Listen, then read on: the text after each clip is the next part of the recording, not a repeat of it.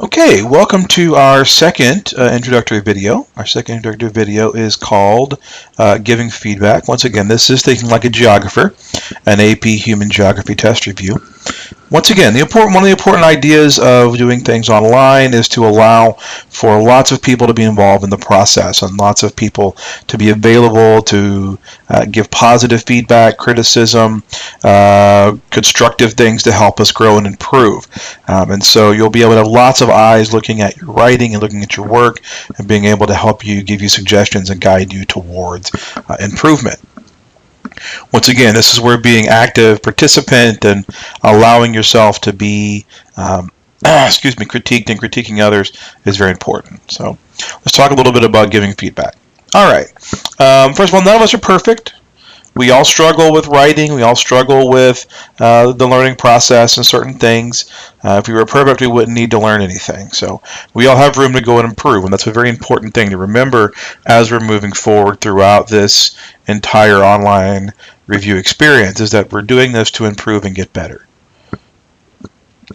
Once again, one of the online benefits of online course is that there are many different people to help you improve and give you a high five. So Shark and Gorilla, or Han and Chewie, whatever you prefer. So that's this idea of high five, this idea of encouragement, but at the same time helping each other improve as we go. All right. All right, so I'm going to give you some examples of feedback, and I want you to tell me which of the following picture best represents what feedback is and what it looks like. Okay. All right, we've got 4 examples here. So I'm going to pause the video, and I want you to spend about a minute or so looking at each video and decide which one best shows the idea of giving feedback. Okay, let's start with our megaphone man. Is this a good example of how to give and receive feedback? No, it is not. You don't want to be forceful. You don't want to force yourself on people. You want to be communicate in a way that is going to be well received. What about our Facebook dislike? Which, remember, there is no dislike button on Facebook, but if there was, it might look like this. What do we think? Thumbs down. Once again, no, we don't want to do that. We want to make sure that our feedback is specific, it is constructive, and it is kind. All right? And it is targeted at the individual. What about our individual in the middle and a whole bunch of people standing around giving feedback? What do you think about that? No, that's not very good either. That also is a little intimidating and not going to be well received. So yes, this is our winner. One-on-one, individual, specific feedback about how individuals can grow and improve. So what are our expectations for giving feedback? It should be specific. Say what it is that you like, things that can be improved on, ideas that you have to help them, and be very, very specific. Don't just say things like, I really like your writing. You're a good writer. Okay, what about their writing is good? What do you like about it? What are some things that they can use to be encouraged about their writing, right? So you may say, I really like the way that you wrote your introduction. It was very clear and concise. Or I really like the way the word that you used here, because it really helped me understand where you were going. So be very specific with that feedback. Or, hey, perhaps you could clarify this point and this point because they seem very similar to me. So giving that idea of specific feedback. Feedback should be about things that can be changed and improved on. If they cannot improve on what you're talking about or what you see as a negative, there's no need for that comment. There's no need for that feedback. All that does is plant negativity. Feedback should never be personal. This isn't about the person. This isn't about the individual. This is about the learner trying to improve and grow. So try to keep your feedback on the things they can do to learn and improve. Never make it about the individual. Okay? This is why I highly encourage you throughout this process to avoid things like grammar and writing mechanics that are not necessarily related to content and that people tend to get very defensive about. So try to avoid some of those things.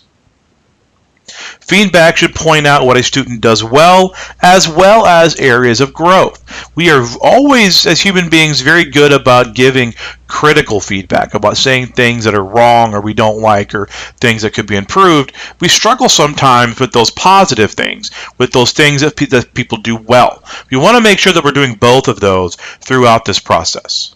Okay. Finally is be kind. People are opening themselves up on this process. People are being vulnerable. They're being open to feedback and open to criticism. When people do that, they need to know that it's safe. It's safe to do that. And so you must be kind and considerate when you are saying things that are areas of weakness, when you are pointing out areas of growth. You must be kind when you do that so that the person understands where you're coming from. Once again, high five. High five.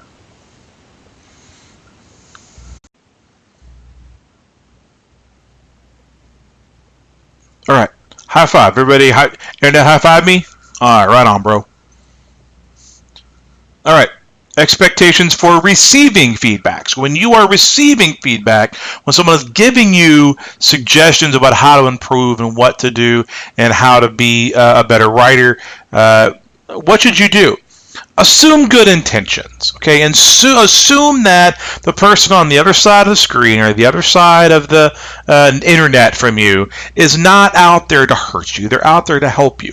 They may not always communicate that well. They may not always say things you agree with, but assume that this is not a group of people who are targeting you and want to make you feel bad and want to make you feel insecure and want to put you down. That's not the case, okay? Assume good intentions and assume that they're here to help. Okay.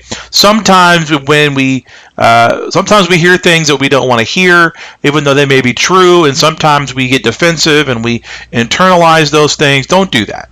Okay. Just assume that we're all here to help each other and we're all here to grow.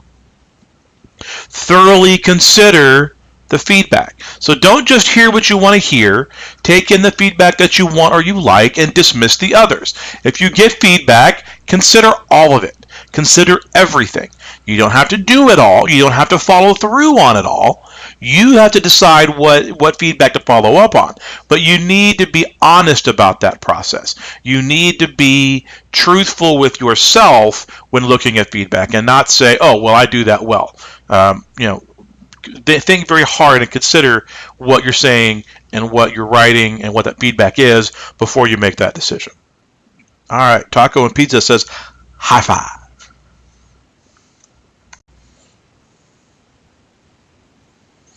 All right, the specific process that we are going to use for feedback is called I like, I wonder, I have.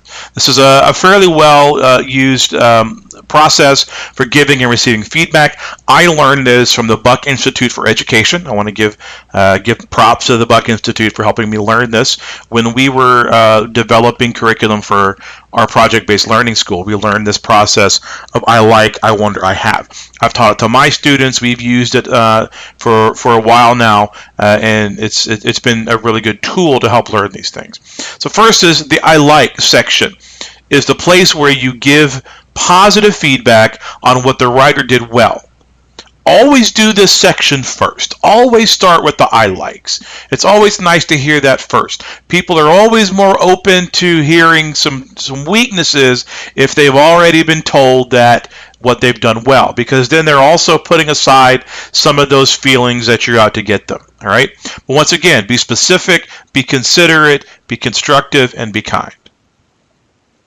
The I wonder section is a section for things that are unclear, confusing, or need to be improved. Okay? So, not that it's wrong, but that it's unclear. So you might say something like, in this paragraph, when you're talking about dependency ratios, I'm not clear on your definition, or I'm confused on what you mean by this particular thing or these particular things. Could you clarify that in the future so that the writer understands what you're saying? Okay, so those are the kind of things that you want to say. Okay, and the third part is for what we call I haves. The I have section is for recommendation for a few specific things the writer can do to improve. Again, be specific. Hey, you might want to think about structuring your essay or your writing a little differently so that it is more clear. Or you may want to say things like, hey, this was a really great section. It might be better if you did this, this, and this, okay? Or this. So giving some very specific things that they can do to improve their writing as we're going through the process, okay? Once again, we're being considerate, we're being kind, and we're being thoughtful of what that person needs to really do better. Michael Jackson says high five. Super Friends, high five.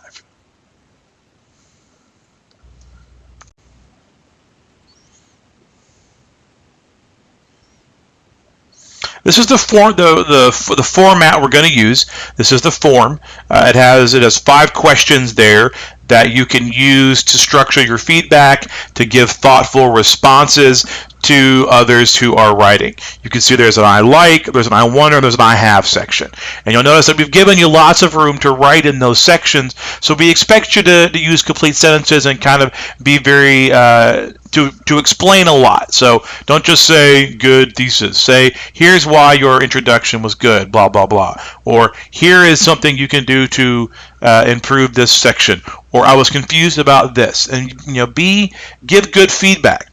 You may or may not ever have a chance to follow up with this person, or they may not ever have a chance to ask you questions about what did you mean by this, or what does this feedback mean. So make sure that your feedback is well written, well communicated, and as specific as you can the first time through to make sure that it is good.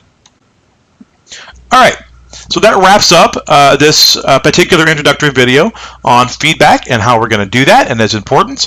So make sure that you spend some time looking at this process over and over again. We will come back to it repeatedly, so make sure that you understand it. Okay? All right, that's all for now, and I look forward to seeing you next time.